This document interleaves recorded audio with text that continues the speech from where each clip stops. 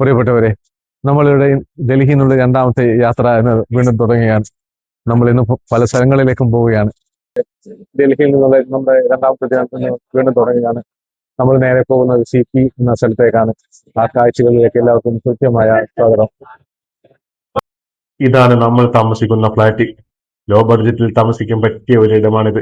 ഡൽഹിയിൽ പോയ സമയത്ത് നല്ല തണുപ്പായിരുന്നത് കൊണ്ട് തന്നെ എല്ലാവരും സെറ്റർ ധരിച്ചിട്ടാണ് പുറത്തേക്ക് ഇറങ്ങുക.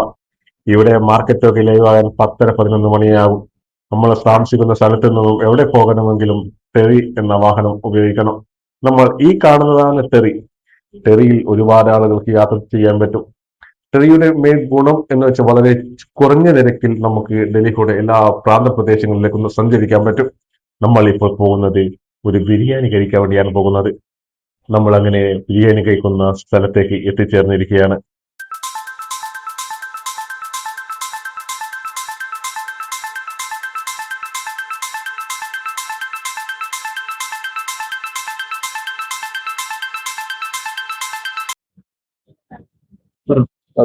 നമ്മൾ ഡൽഹിയിൽ നിന്നാണ് ബിരിയാണി കഴിക്കുന്നത്.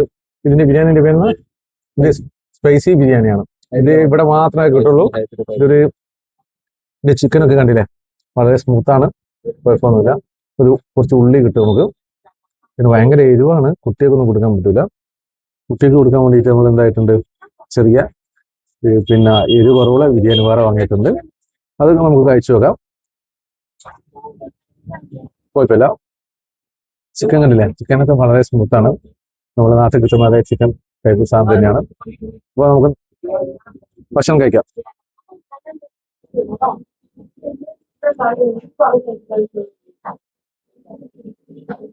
മസാല എരിവ് കേട്ടോ.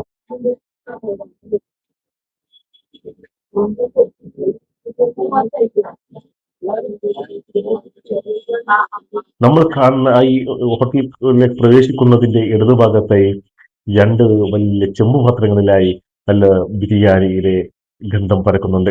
അങ്ങനെ അവർ ഓപ്പൺ ചെയ്ത് കാണിച്ചു. രണ്ടും തുറന്നു നിൽക്കുന്ന സമയത്ത് 2 തരത്തിലുള്ള ബിരിയാണിയാണ് അവിടെ പാകം ചെയ്തത്. ഒന്ന് സ്പൈസി ഉള്ളതും ഒന്ന് സ്പൈസി അല്ലാത്തതും. ഇവിടെ തൂക്കത്തിനാണ് 1/2 കിലോ, 1/4 കിലോ, 3/4 കിലോ എന്ന രീതിയിലാണ് ഇവിടെ ആളുകൾക്ക് ബിരിയാണി സെർവ് ചെയ്യുന്നത്. അളവ് പാത്രത്തിൽ തൂക്കി അതെന്താകും ആളുകളുടെ മുന്നിലേക്ക് വെച്ചു കൊടുക്കും. ഈ കാണുന്ന ഈ അച്ചാറും ചട്നിയും മറ്റൊരു അനുഭൂതിയുള്ള ഒരു ടേസ്റ്റ് ആണ്. ഏകദേശം നമ്മൾ ഫുഡൊക്കെ കഴിഞ്ഞിട്ടുണ്ട്. നല്ല ടേസ്റ്റ് ഉണ്ട്. അത് മാത്രമല്ല, പീസൊക്കെ നല്ല അത്യാവശ്യം വലിയ പീസ് തന്നെയാണുള്ളത്. ഇവിടെ ഹാഫ്, ക്വാർട്ടർ അല്ലെങ്കിൽ പിന്നെ ഫുൾ എന്ന രീതിയിലാണ് കൊടുക്കുന്നത്. മാന്യമായ പൈസയാണ്. അപ്പോൾ ഇവിടുത്തെ കാഴ്ചകൾ ഇവിടെ കൊണ്ട് അവസാനിക്കുന്നില്ല. മറ്റൊരു സ്ഥലത്തേക്ക് പോയിട്ട് അവിടുത്തെ കാഴ്ചകൾ നിങ്ങളിലേക്ക് എത്തിക്കാം. താൽക്കാലികമായി ഇവിടെ പറയുന്നു. മറ്റാരുമല്ല, നിങ്ങളുടെ സ്വന്തം മുഹമ്മദും ഒപ്പം ശരത്തും. Thank you.